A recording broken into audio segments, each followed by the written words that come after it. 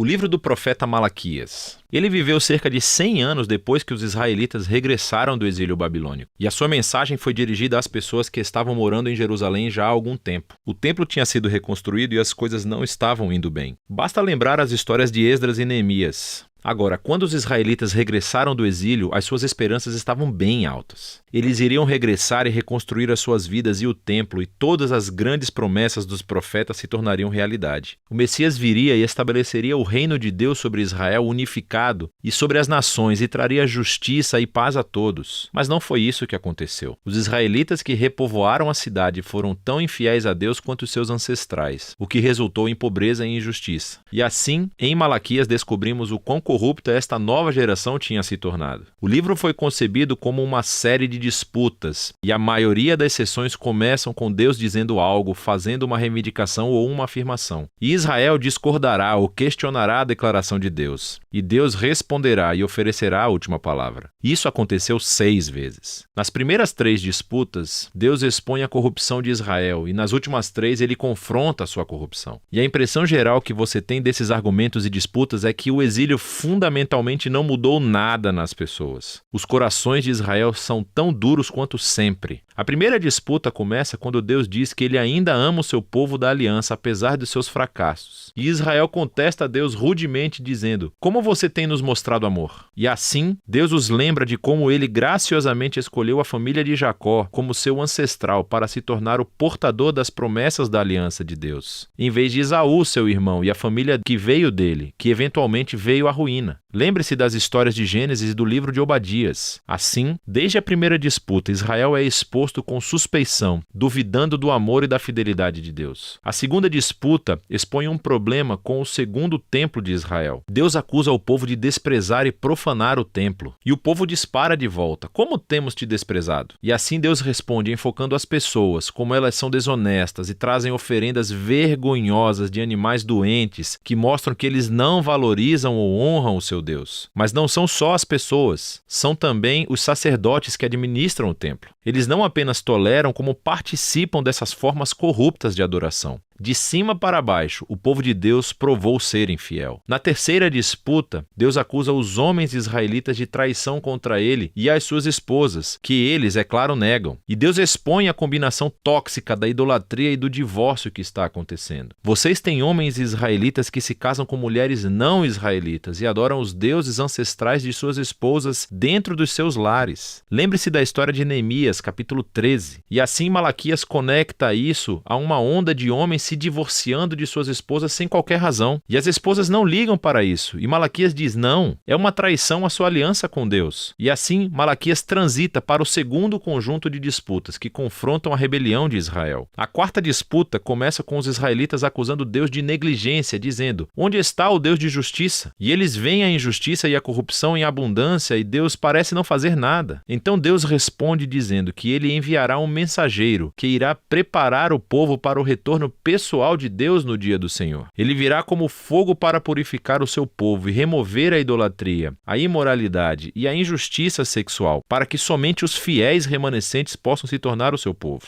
Na quinta disputa, Deus chama o povo para voltar-se a ele. E as pessoas dizem: como podemos voltar atrás? Deus confronta o seu egoísmo. Ele mostra como eles pararam de oferecer o dízimo dos seus rendimentos para o templo. Agora, essa palavra dízimo significa apenas 1/10. É a quantia do rendimento e fruto do seu trabalho que os israelitas deveriam doar anualmente para apoiar o templo e os seus sacerdotes. Essa prática é apresentada em diferentes partes da Torá. Agora, sabemos através de Malaquias e do livro de Neemias que as pessoas estavam negligenciando essa responsabilidade. E assim o templo caiu em desuso. E Deus os confronta. Ele diz que quer abençoá-los com abundância, mas somente se eles forem fiéis. Na disputa final, as pessoas acusam Deus e dizem que é inútil servi-lo. Eles veem pessoas más e orgulhosas tendo sucesso na vida e Deus não faz nada. E a resposta de Deus pela primeira vez no livro não é um discurso, mas sim uma pequena história sobre os fiéis remanescentes de Israel. Pessoas que temem o Senhor e amam se reunir e falar sobre como honrar a Deus e servi-lo. E assim, Deus ordena que um pergaminho de memória seja escrito para essas pessoas, para que possam ler o pergaminho e se lembrar do caráter e das promessas de Deus.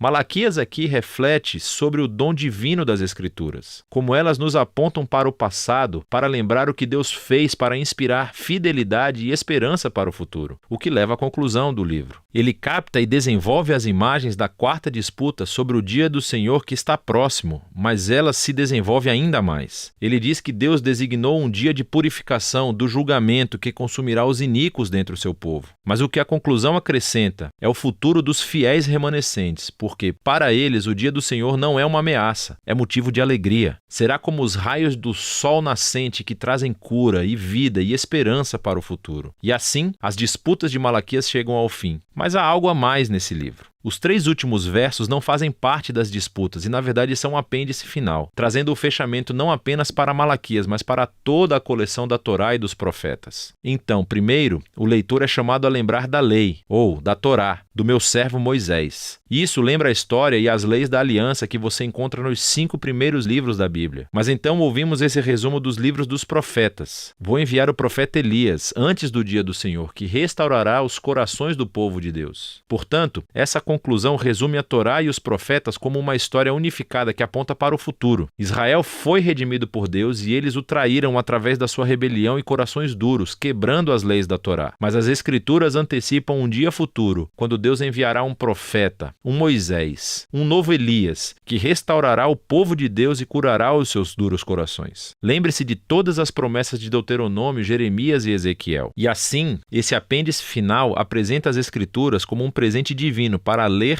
ponderar e orar. Eles dizem a verdade sobre a condição humana, sobre o nosso egoísmo e o nosso pecado, mas também anunciam a promessa de Deus de que um dia Ele enviará um mensageiro e depois compareceria pessoalmente para enfrentar o mal, restaurar o seu povo e trazer a sua aliança. E é dessa esperança futura de que tratam Malaquias, a Torá e todos os profetas.